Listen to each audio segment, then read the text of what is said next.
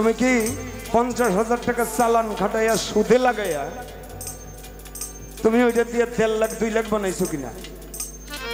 বাবা এই কথা বলতে তো আবার ভয়ও লাগে। এক জায়গায় গিয়ে আমি কইছিলাম বাবা দেই এক লোক বাস লয়ে ঘুরে স্টেজের, আমি খালি বারবার তাকাই কি ব্যাপারে বাস লয়ে ঘুরে কে?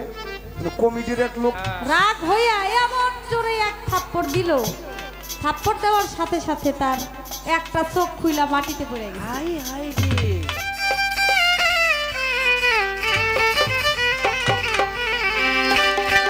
তুমি যে কাম বাতাসে উড়িয়া বেড়াও মন পাখি রে, একবার পিছন ফিরে যাও ও মন পাখি রে, একবার পিছন ফিরে যাও।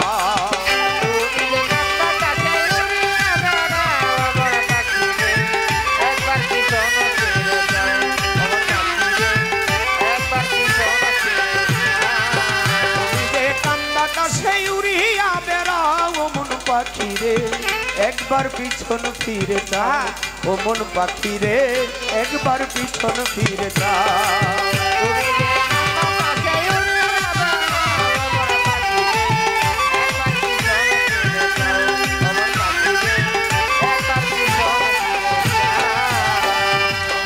ও পাখি রে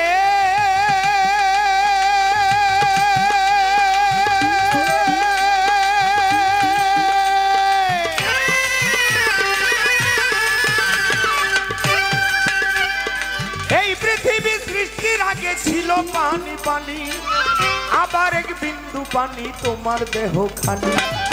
40,000 বছর থাকবে পানিময় হইয়া, কুদরতি এক বাতাস আল্লাহ দিবে রে ছাড়িয়া। সেই বাতাসে ঢেউ তুলিবে, ঢেউয়ে হবে ফেনা, সেই ফেনা হইতে হবে একটি বালুর কণা। পৃথিবীর মধ্য ভাগে আল্লাহর কাবা ঘর, প্রথম বালু তৈয়ার হবে কাবা বরাবর।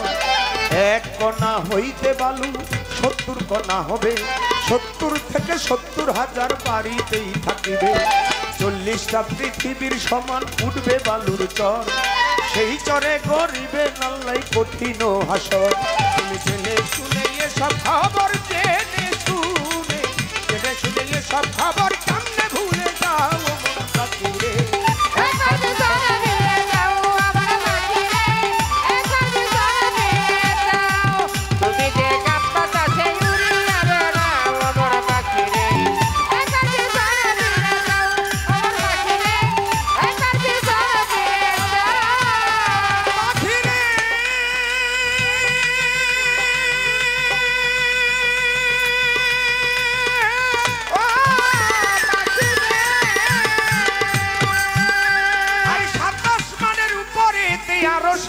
আছে তার উপরে আর সে আজি মাল্লাই বানাইয়াছে, তার উপরে লৌহে মাহফুজ আছে ভাগ্য লিখা, তার উপরে ইলি মুকাম তাতে আত্মা নাকি, তার উপরে আরশ কুরসি আল্লাহর সিংহাসন, সিংহাসনের পায়ায় ধরা ফেরেশতা একজন। জিন ইনসান ফেরেশতারা সবাই যাবে মারা, শুধুমাত্র জিন্দা থাকবে 8 জন ফেরেশতারা। আল্লাহর কুদরতে তারা সিংহাসনটা নিয়া কাবা বরাবর আনিয়া দিবেন রে রাখিয়া। সেই কুর্সিতে বসবেন আমার আপে নিরঞ্জন, সৃষ্টির আগে নিজে খোদাই ছিলেন রে যেমন। কুদরতে ইসরাফিলকে লইবে জিন্দা করে, হুকুম দিবে সিংহা দিয়া ফুক দিতে পারে। হুকুম পাইয়া ইসরাফিলে সিংহাকে ফুক দিবে, তামাম ফেরেশতা সবাই জিন্দা হইয়া যাবে। 40 দিন করিবেন খোদাই বৃষ্টি বরিশন, বৃষ্টি বৃষ্টি নাম হইল তার হাদিসে বর্ণন। 40 দিন করবে খোদাই বৃষ্টি বরিশন, বৃষ্টি নাম হইল তার হাদিসে বর্ণন। উঠবা মানুষ আলবজ্জ খারে, যার যার কবর হইতে মানুষ উঠিবা হাসরে। আবার যখন ইসরাফিলে সিংহাতে ফুক দিবে, সবার দেহের ভিতর আত্মা চলিয়া যাবে। তখন তোমার কি বা হবে, তখন তোমার কি বা হবে, কার বাবা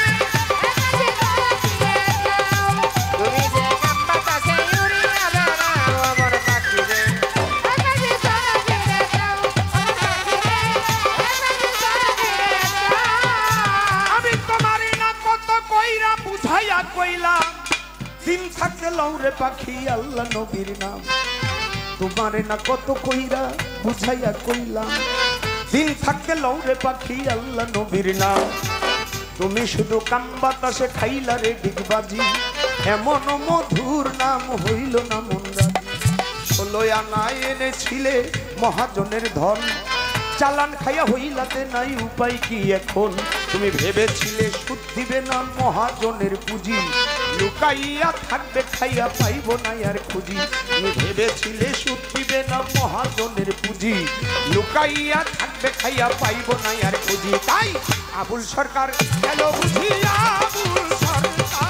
আবুল সরকার গেল বুঝি তোমার সাথে পাবো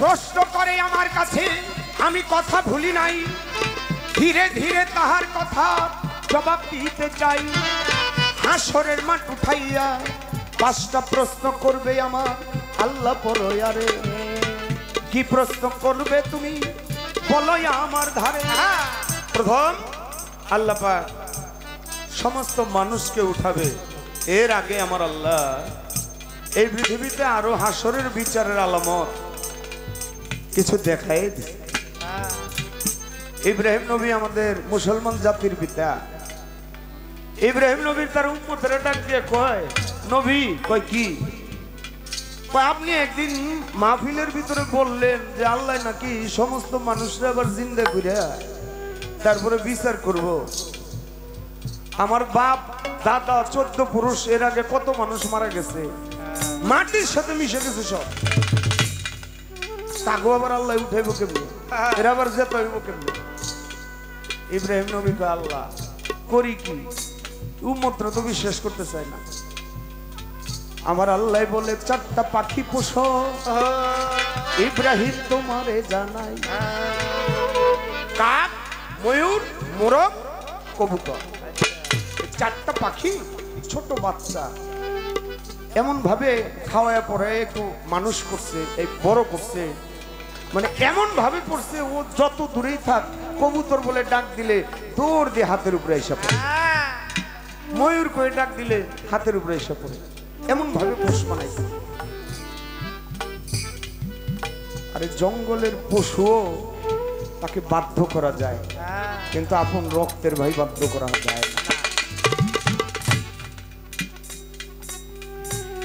হয় না সর্বক্ষেত্রে না বর্তমানে যা চলতেছে 99% এই অবস্থা আরে জোনায়েদ বাগদাদি কিছু অলিদেরকে নিয়ে বসে রয়েছে আলোচনা করে জ্ঞানের আলোচনা আর এমন সময় একটা ফুটবল আইসা এক আউলিয়ার পৃষ্ঠের ভিতরে এমন ভাবে পড়ছে আউলিয়া খুব ব্যথা পেয়েছে ছোট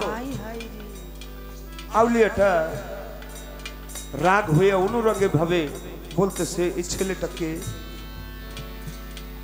এই নালায়েক ছেলেটা এটা কে আমরা এখানে বসে আছি সে ফুটবল খেলার জায়গা আর পাইলো না আমার পিঠের ভিতরে মারলো জোনায়েদ বাগদাদি দরবারে বসা জোনায়েদ বাগদাদি তাকায় দেখে ছেলেটা আর কারণ না তার নিজেরই জোনায়েদ বাগদাদি কই ছেলেটা আমার হইল কিভাবে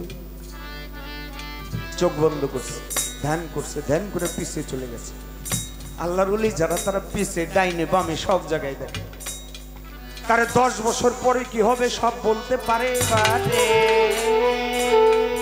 কিন্তু আমরা পারি না আমরা পারি পিছের কথা বলতে সামনে পারি না এই জন্যই তারা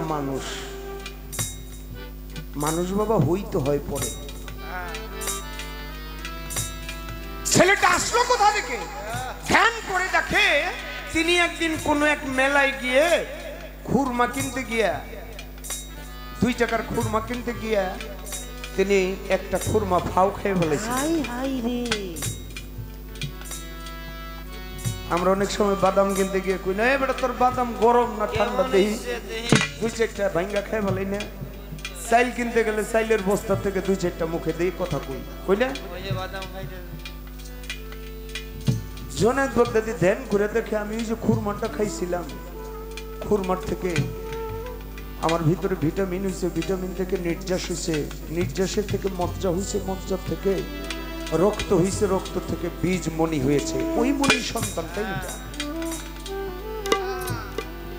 ডাক দিয়ে টান দিয়ে না তার সাথে সাথে মুরিদ করাই দিছে। বাবা মুরিদ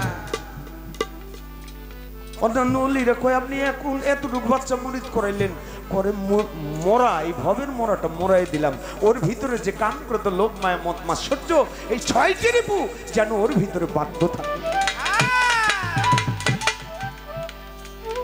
এই জন্য অনেকে আছি আমরা আমরা নিজেই শুধু মুরিদ হয়ে যাই গুরুর দরবারে গিয়ে, কিন্তু আমার ঘরের যে ফ্যামিলি যারা, তাদেরকে বাচ্চা পোলাপান যারা আছে, বউ, তাদেরকে নিয়েও যে অলির কাছে গুরুর দরবারে তার চরণের কাছে ভালাইতে হবে, এটা আমরা করি না।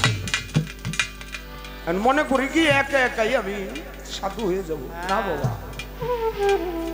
সাধুর বিছানায় একটানা 14 বছর ঘুমায়া পাও টিপলেও তাকে সাধু সঙ্গ বলে না, সাধু সঙ্গ বলে তাকে যে সাধুর বাক্য মেনে চলে।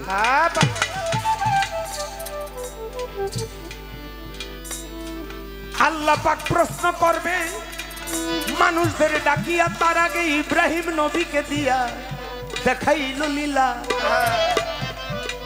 4টা পাখি বড় হয়, এইবার ইব্রাহিম নবী আল্লাহর কাছে কয় কি করবো আল্লাহ আমি, বলেন নাই আমার।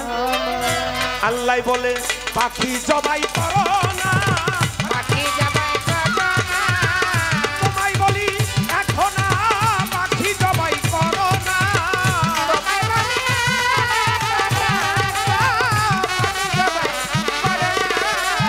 ইব্রাহিম নবী পাখিগুলি সব জবাই করো, সব মেরে ফেলবো, হ্যাঁ সব মেরে ফেলো।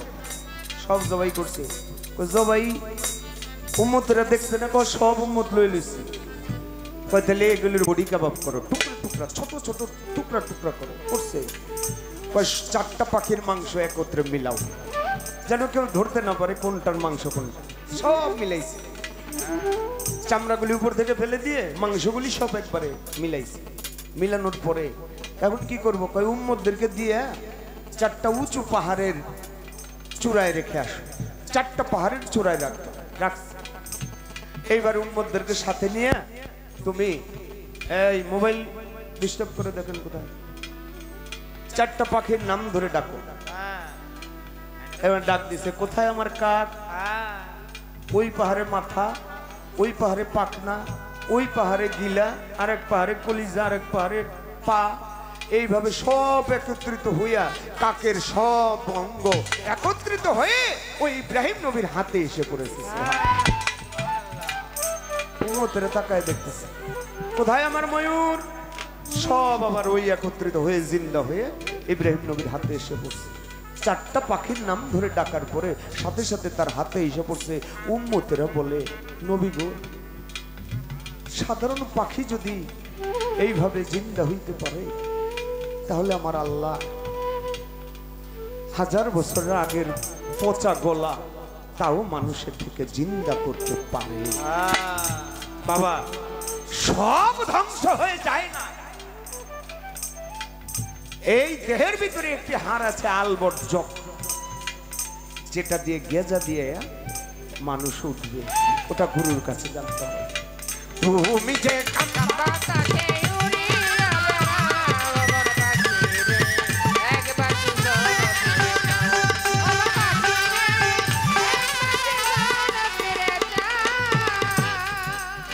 দিন গান গেছি কুমিল্লা, ও নইল খালি একতলায় খালি ভান্ডারি গান, বিচ্ছেদ গান, এগুলি বলে তারা এইভাবে, এই যে কথা, এই যে গান এইভাবে শুনতে চায় না। তারা হইলো বিচ্ছেদ গাইবেন, একটু নাচুই না গান গাইবেন, আবার কিছু ইয়ং ফুলাবো না এসে কইবো আমরা একটু নাচুন, নাচুনের গান গাইতে আমার শীত লাগে, শীত লাগে। এই ওই ধাসটা রয়ে গেছে একটু ছোট ছোট করে, এখানে বাবাজিরা বসছে, এরকম আসর তো সব সময় পাওয়া যায় না। প্রথম প্রশ্ন করবে আমার আল্লাহ, পরয়ারে তোমাদের মানুষ রূপে পাঠাইছিলাম আমি ওই দুনিয়ার ভিতরে, মানুষ হয়ে কি করেছ তোমরা, মানুষ হয়ে কি করেছ করেছো? এইবার আমার কাছে চলে আসছো মানুষ হয়ে, কি করেছো?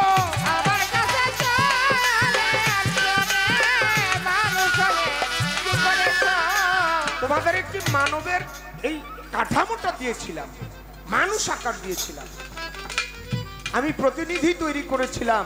খালাক আল্লাহ আদম আলা সুরতিহি, আমার সুরত দিয়ে আমি আদমকে তৈরি করেছিলাম। সেই আদি আদম থেকে তোমরা আসছো হইলো বুনিয়াত আদম। তোমার বাবা বুনেছে তোমার মায়ের ভিতরে, তুমি বুনেছিলে তোমার স্ত্রীর ভিতরে।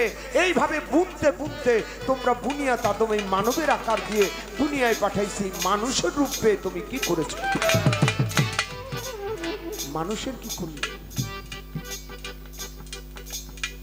তুমি ক্ষমতা পেয়ে অন্যায়ভাবে একজনকে অত্যাচার করেছো। তুমি ক্ষমতা পেয়ে একজনের জায়গা একটু বেশি দখল করে নিছো।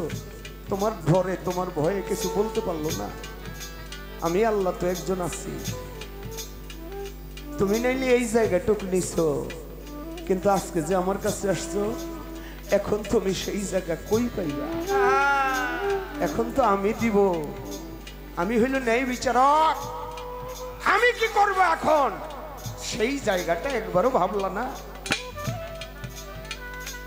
তোমার ভিতরে যৌবন দিয়েছিলাম আমি, যখন তুমি গেছো একটু বড় হয়ে, এই যৌবনটা কোন পথে পরিচালিত করছো বলো নাই? এইবারে তুমি যৌবন পেয়ে এই যৌবনটা তুমি কোন পথে পরিচালিত করছো? তাই বলা হয়েছে কি, তুমি মানুষ হয়ে কি করেছো? তুমি যৌবন পেয়ে কি করেছো? কোন পথে পরিচালিত করছো? ভালো পথে না খারাপ পথে? ও মানুষ, তুমি সংসার ধর্ম করতে করতে করতে গিয়ে তুমি আয় করছো, ব্যবসা করছো। ওই ব্যবসাটা তুমি ভালো পথে করছো না খারাপ পথে? তুমি কি 50,000 টাকা চালান খাটাইয়া সুদে লাগাইয়া তুমি ওইটা দিয়ে 1.5 লাখ 2 লাখ বানাইছো কিনা? বাবা, এই কথা বলতে তো আবার ভয়ও লাগে। এক জায়গায় গিয়ে আমি কইছিলাম, বাবা এই এক লোক বাস লয়ে ঘুরে স্টেজের, আমি খালি বারবার তাকাই, কি ব্যাপারে বাস লয়ে ঘুরে কে? কমিটির এক লোক কই, ভাই আপনি যে সুদের কথা কইছেন না? আমি হ্যাঁ, এই লোহের বাপের কাছ থেকে সুদ খায়। সর্বনাশ, মরছি রে, কখনো আপনার উপরে চেপছে। আমি কই থামান বাবা, মাফ চাই আমি। তুমি কই ভাবে টাকা ইনকাম করেছো? তুমি লেখাপড়া শিখে বড় অফিসার হয়ে কলমের একটি খোঁচায় তুমি কয়েক লক্ষ টাকা ইনকাম করেছো। এটা কোন পথে? নাকি ভালো পথে ইনকাম করেছো? তোমারে জানাই ভালো পথে ইনকাম করে শুধু আলু ভর্তার ডালেও মজা পাওয়া যায়। এই যে আজকে খাসির মাংস দিয়ে সুন্দর একটি তবরক পাক করেছে, কিন্তু বিরিয়ানিটা আমরা আবার খাই যখন বাসায় থাকি, কিন্তু সব সময় খাইতে পারি না। কিন্তু একটু আলু ভর্তা, একটু পাতলা ডাল, একটু ডিমের তরকারি দিছে, ঘরে রান্না করছিল, ওই খাবারটার ভিতরে ভক্তি ছিল। আবার মাংস পোলাও দিয়ে সামনে এনে দিলে ওই খাবারে যদি ভক্তি না থাকে বাবা, ওই খাবারের মজা হয় না। তাই তুমি ওই টাকা কোন পথে আবার ব্যয় করেছো দেখো না ভাবিয়া, নাকি জুয়ার আসরে ক্যাসিনোতে গিয়াছো হারাইয়া। এইভাবে 5টি প্রশ্ন যাবে করিয়া, 5টি প্রশ্নের জবাব যারা দিতে পারবে হাসরেতে গিয়া, তারাই হবে জান্নাতবাসী হাদিসেতে কয়। তবে সবার কি ইচ্ছা হবে? সবাই কি পারবে? সেদিন ইচ্ছা করলেই হাত, যদি বলে যে আল্লাহ আমি হাত দিয়ে চুরি করি নাই, কিন্তু হাতের জবান তো খুলে যাব। আমি আস্তে আস্তে বলার জন্য চেষ্টা করব। যাক চলে যাক, বেশি কথা নাই রে প্রয়োজন, এবার আমারও জিজ্ঞাসায় আইলো মনের মতন।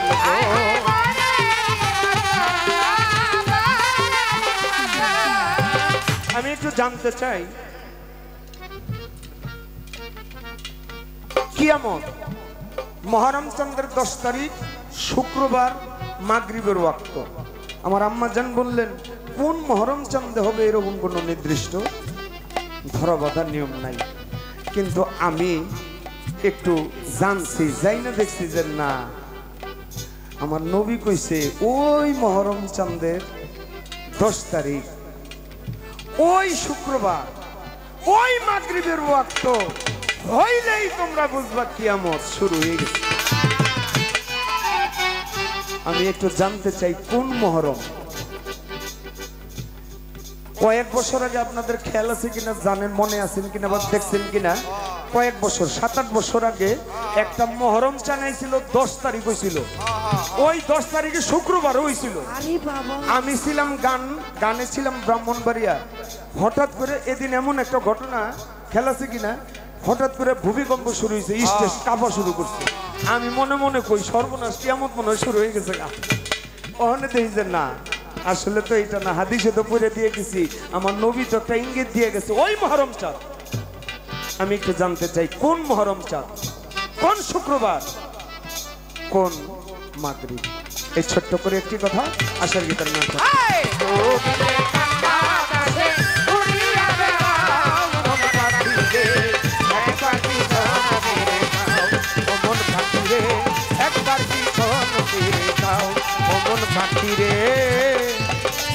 একবার পিছন ফিরে সাথে দিন।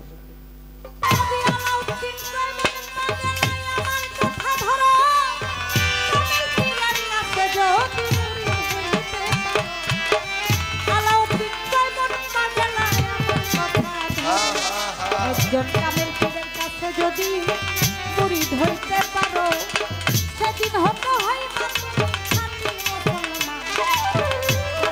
করিবে নবী আসর ময়দান, সেদিন হতে হয় তুমি খাঁটি মুসলমান, সাফায়াত করিবে নবী আসর ময়দান, ওরে বাঁচাইতে সে হলে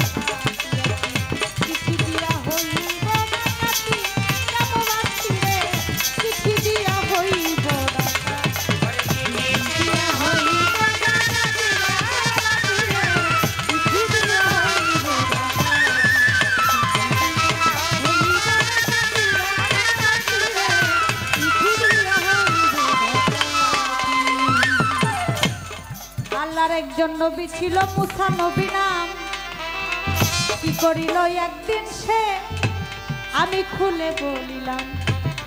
রাস্তা দিয়া যায় মুসা নবী হাঁটিয়া হাঁটিয়া, দেখে এক ব্যক্তি কবর খুঁড়ে। মুসা নবীর যাইল দাঁড়াইতে, দাঁড়াইয়া রইল, দেখলো তাকাইয়া, কাছে গিয়া বলে কবর খুঁড়তেছ তুমি ভাই, তোমারে জানাই কবরে শুইতে কেমন লাগে আমি একটু দেখতে চাই। ওই ব্যক্তি বলে মুসা নবী আপনি আসছেন ভালো হয়েছে, যে ব্যক্তি মারা যাবে মারা গেছে আপনার মতোই দেখতে, লম্বা চূড়া আপনার মতোই, আপনি কবরে শুইলে আমি কবরের মাপটা নিতে পারবো। আর মুসা নবী কয় কবরে শুইতে কেমন লাগে জিন্দা থাকতে একবার দেখা নেই। কবরের মধ্যে গিয়া যখন শুয়ে পড়ছে, আর আল্লাহ বলে আজরাইল এই মুহূর্তে গিয়ে আমার বন্ধুর জানটা কবজ করে নিয়ে আসো। আজরাইল আসছে, আজরাইলকে দেখাই মুসা নবী বলতেছে যে তুমি আসছো কেন? আমি আসছি আপনার জান কবজ করার জন্য, আল্লাহ পাঠাইছে। আজরাইলের কথা শুনে মুসা নবী গেছে রাগ হইয়া এমন জোরে এক থাপ্পড় দিল, থাপ্পড় দেওয়ার সাথে সাথে তার একটা চোখ খুইলা মাটিতে পড়ে গেছে। হাই হাই রে, এই চোখ নিয়ে তাড়াতাড়ি করে আল্লাহর কাছে যায়, আর মুসা নবী পিছন থেকে ডাক দিয়া বলে, এই আজরাইল, কথা শুনে যাও। আল্লাহ বলছিল আমি পৃথিবীর থেকে বিদায় নেওয়ার আগে আমারে আল্লাহ চিঠি দিব, আমারে চিঠি না পাঠাইয়া তোমারে পাঠাইছে আমার জান কবজ করার জন্য। যাও তুমি আল্লাহর কাছে গিয়ে আমার নামে নালিশ করো। আজরাইল গিয়ে আল্লাহর কাছে বলতেছে, আল্লাহ আপনি কার জান কবজ করার জন্য আমারে পাঠাইছেন? উনি তো আমার জান নিয়ে টানাটানি লাগাই দিচ্ছে। আপনার আদেশে আমি গেলাম জান কবজ করার জন্য। সে আমারে বলল যে তোমার আল্লাহ বলছে আমারে এই দুনিয়া থেকে নেওয়ার আগে সে আমাকে চিঠি দিবে, আমারে চিঠি দেয় নাই। আমার আল্লাহ বলে, আমি মুসা নবীকে চিঠি দিচ্ছি, আমার চিঠির ভাষা সে বুঝতে পারে নাই। মুসা নবী বলে, আল্লাহ তুমি না আমারে বলছিলা আমি পৃথিবীর থেকে যাওয়ার আগে আমারে চিঠি দিবা? কয় হ বলছি। তো আমারে চিঠি না দিয়ে আজরাইল পাঠাইলা নেওয়ার জন্য। আমার আল্লাহ বলে, মুসা তোমার আমি চিঠি দিছি, তুমি আমার চিঠির ভাষা বুঝতে পারো। বলে কি চিঠি?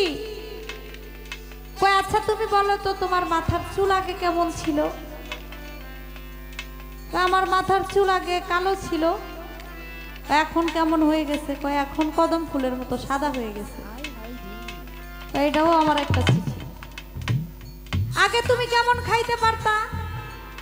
আগে আমি শক্ত হাড্ডিও চাবাইয়া খাইতে পারতাম, এখন নরম কিছু খাইতে গেলে আমার দাঁত ব্যথা করে, নড়বড় করে, আমি আগের মতো আর খাইতে পারি না, দাঁতের গোড়া নরম হয়ে গেছে। এটাও আমার একটা চিঠি। আগে তুমি কেমন স্বাদ পাইতা? আগে অনেক স্বাদ পাইতাম, কিন্তু এখন ভালো জিনিস রান্না করে দিলেও মুখে রুচি পাই না, ওরকম স্বাদ পাই না, আগের মতো আর খাবার ভালো লাগে না আমার কাছে। সেটাও আমার একটা চিঠি। আগে তুমি কেমন দেখতা?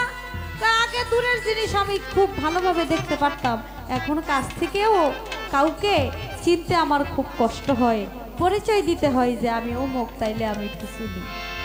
এটাও আমার একটা চিঠি। আগে তুমি কেমন হাঁটতে পারতা? আমি আগে বাজারে দৌড়ে যাইতাম, আবার দৌড়ে আসতে পারতাম, আমার কাছে কোনো ক্লান্ত লাগতো না। এখন আমি দুই তিন কাইক দিলে আমি হরান হয়ে যাই, আমার কাছে আর হাঁটতে ভালো লাগে না, আগের মতো আর শক্তি আমি পাই না। আমার আল্লাহ বলে, এটাও আমার একটা চিঠি। আমি তোমাকে চিঠি দিয়েছি, কিন্তু আমার চিঠির ভাষা তুমি বুঝতে পারো নাই। তাই তো কবি আলাউদ্দিন বয়াতি গানের মধ্যে লিখেছে, চিঠি দিয়া হইবে টাকা। প্রশ্ন করে আমার কাছে আমি শুনিলাম বসিয়া,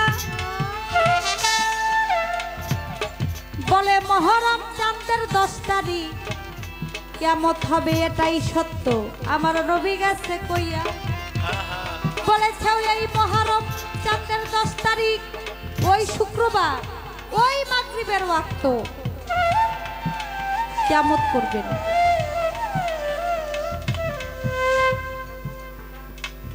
আমার এক নবীর কাছে এক সাহাবা গিয়া বলে, আল্লাহর নবী কিয়ামত হবে আমরা জানি, কি জিনিস বুঝতে পারলে, দেখতে পারলে আমরা বুঝবো যে কিয়ামত হয়ে যাবে? আমার রাসূল করিম হযরত মুহাম্মদ সাল্লাল্লাহু আলাইহি সাল্লাম তিনি 2টা আঙ্গুল উপর দিকে আকাশের দিকে উঠাইয়া বলেছিল, একত্রিত করে বলেছিল, চন্দ্র আর সূর্য একত্রিত হয়ে যেই মহরম চাঁদের 10 তারিখ শুক্রবার সময় মাগরিবের ওয়াক্ত চন্দ্র সূর্য গ্রহণ হবে, একই মাসে 2 বার, তোমরা বুঝতে পারবা যে আজকে হবে কিয়ামত। পৃথিবীর টাইমের সাথে, আমেরিকার টাইমের সাথে বাংলাদেশের টাইমের সাথে কোনো মিল নাই, ইউরোপের সাথে মিল নাই, ইন্ডিয়ার সাথে মিল নাই। সেদিন প্রত্যেকটা সময় এক সময় হয়ে যাবে। এখন কোথাও দিন, এখানে রাত, আবার এখানে যখন সকাল হবে আবার কোথাও রাত হবে। কিন্তু কাল কিয়ামতের সময় দলিল প্রমাণ করে পৃথিবীর সমস্ত টাইম, সমস্ত সময় একরকম হয়ে যাবে। 40 দিন একটা দিনের সমান হবে, 40 রাত রাতের সমান একটা রাত হবে। মানুষ ঘুম থেকে উঠবে, উঠা আবার গিয়া ঘুমাবে, দেখবে এরকম 40 দিন চলে যাবে, মানুষ দেখবে সূর্যই উঠবে না।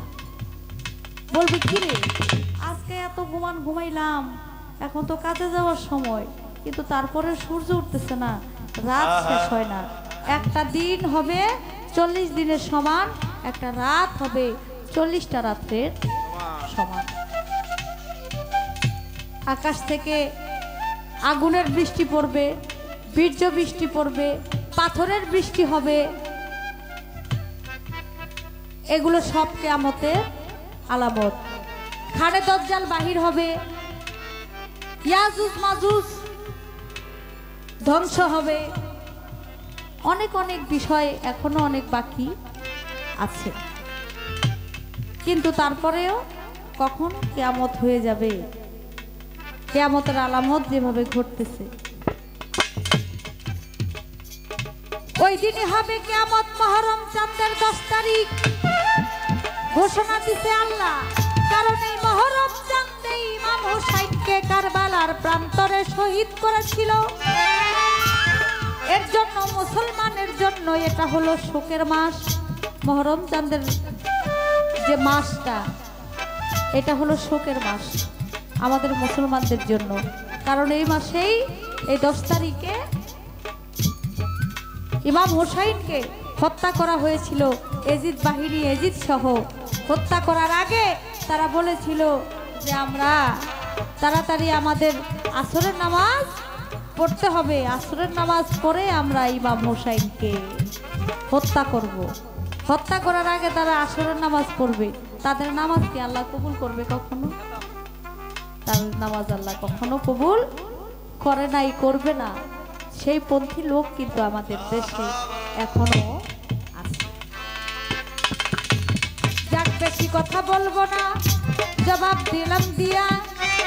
হাসর সম্পর্কে জানিতে চাই, আপনি বলিবেন খুলিয়া। হাসরের মাঠের বিচার আল্লাহ শুরু করতে আরম্ভ করিবে। এই দিক দিয়ে একটা মানুষ আকাশের মধ্যে উঠতে থাকবে। সব মানুষ দাঁড়াইয়া আনাপসি আনাপসি করবে। বর্তমানে সূর্যের এক মুখে তাপ দেয়, হাসরের মাঠে সূর্যের 12 মুখে তাপ দিবে। সূর্যের তাপে মগজ গলে পানি হয়ে যাবে, জমিন তামাবরণ হয়ে যাবে। মানুষ বলবে ইয়া নাফসি ইয়া নাফসি। মুমিন বান্দাদেরকে এক ব্যক্তি আকাশের মধ্যে উড়ে উড়ে, তার পাখির মতো 2টি ডানা থাকবে, সে বাতাস করবে। আমি জানতে চাই, সব মানুষ দাঁড়ায়া থাকবে, জিন এবং ইনসানের বিচার সেই দিন হবে। সব মানুষ দাঁড়ায় আনাফসি করবে, কিন্তু হাসরের মাঠে ওই কোন ব্যক্তি, যেই ব্যক্তি মুমিনদেরকে বাতাস করবে, হাতের বদলে থাকবে 2টা পাখা, সে ব্যক্তি দুনিয়ায় কি কর্ম করেছিল যার জন্য তার হাসরের মাঠে এই রূপে সে উঠবে। আপনার কাছে আমার একটি কথা জানার বিষয়,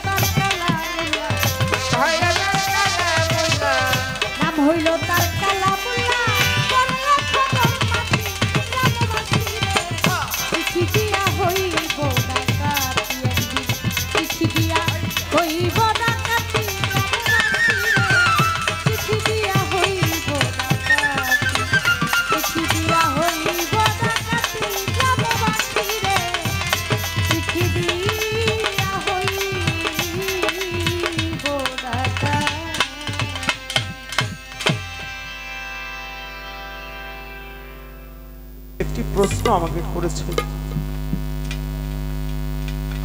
হাসরের মাঠে এক লোক তার দুইটি ডানা থাকবে, পাখা থাকবে। এই পাখা দিয়ে তিনি যারা জান্নাতি তাদেরকে বাতাস দেবে। প্রথমে সে হলে আকাশ দিয়ে উড়তে থাকবে। সে মানুষ, পাখা দুইটা পাইল। দেখেন তার নাম হইল আবু জাফর। তিনি নবীজির একটি যুদ্ধে,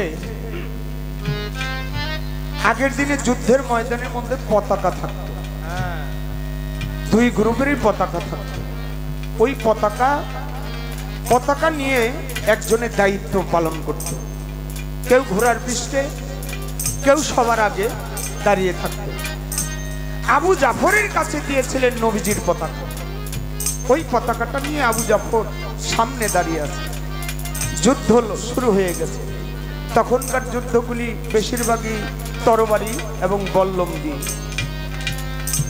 যুদ্ধ শুরু হয়ে গেছে। যখন যুদ্ধ করতে করতে নবীজির কাছে চলে আসছে যে নবীজিকে হত্যা করবে, আবু জাফর সামনে গিয়ে দাঁড়িয়ে, খবরদার, আমার এই জীবন থাকতে আমার দীনবন্ধুকে আমি শেষ হইতে দিব না। আগে আমাকে মারতে হবে, তারপরে পারলে আমাকে মারবে। আবু জাফরের ডান হাতে ছিল সেই ঝান্ডাটা, সেই পতাকাটা। এক ইহুদি এসে আবু জাফরের ওই ঘোড়ার পৃষ্ঠে চড়েই তরবারি দিয়ে আবু জাফরের ওই দুইটা হাত এভাবে ছিল, একটি হাত ঘোড়ার থেকে কোপ মেরে কেটে দুই ভাগ করে ফেলে দিল। ডান হাতে পতাকা। যখন ইসলামের ঝান্ডা, আবু জাফর বলছে, মুসলমান, ইসলামের দাওয়াত আমার নবীর কাছ থেকে পেয়েছি। ইসলাম যতক্ষণ আছে, ইসলামের রক্ত যতক্ষণ পর্যন্ত আমার দেহে আছে, ততক্ষণ পর্যন্ত এই ঝান্ডা আমি পড়তে দিব না। দিবি না? ডান হাতটাও কোপ দিয়ে গোড়া থেকে আলাদা করে ফেলেছে। যখন আলাদা করে ফেলেছে, ঝান্ডার বাসটা পড়ে যাবে, থাপা দিয়ে মুখ দিয়ে কামড় দিয়ে ধরছে। এমন ভাবে ধরছে, এখন তো আর ঝান্ডা ফলাইতে পারে না। পরিশেষে ওই ইহুদিটা ঘোড়ার পৃষ্ঠ থেকে নেমে, মাটির মধ্যে নেমে তরবারি দিয়ে ধর থেকে গলাটা আলাদা করে ফেলেছে। যখন আলাদা করে ফেলেছে, আবু জাফর, যুদ্ধ আমার নবীজি জয় হয়েছে, তো আবু জাফরকে আমার নবী নিজেই দাফন করেছে, জানাজা পড়েছে, আবু জাফরের জন্য দোয়া করেছে। আমার আল্লাহ বলে, হে আমার হাবিব, হে আমার দোস্ত, আপনি আবু জাফরের জন্য চিন্তিত হইলেন না।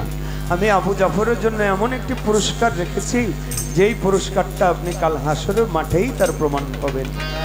তাই সেদিন কাল হাসরের মাঠে আবু জাফর যখন তার কবর থেকে উঠবে, তার ওই দুইটি হাতের বদলে থাকবে দুইটি পরীর পাখা। সুবহানাল্লাহ। এই পরীর পাখা দিয়ে আকাশ দিয়ে উঠতে থাকবে। উঠতে উঠতে দেখবে জান্নাতবাসী, ওই সোহাত সূর্য থাকবে উপরে, ঘাম যখন হইতে থাকবে, তখন জান্নাতীদের পেশানি থেকে নূরের আলো ঝলমল করতে থাকবে। তখন ওই ডানা দিয়ে আবু জাফর বাতাস করতে থাকবে তাদেরকে, একবারে জান্নাত পর্যন্ত তাদেরকে বাতাস করতে করতে নিয়ে যাবে। আমি প্রথমেই জবটা দিয়ে দিলাম আমার পালা থেকে আমার দাদাগুরু জ্ঞানের প্রতি ব্রজওয়ালী দলাল চিশতি যাবে, তার লেখা একটি গান রাখি। তবে বাবা, আমাদের একজন নবী ছিল, তার নাম ছিল দাউদ নবী।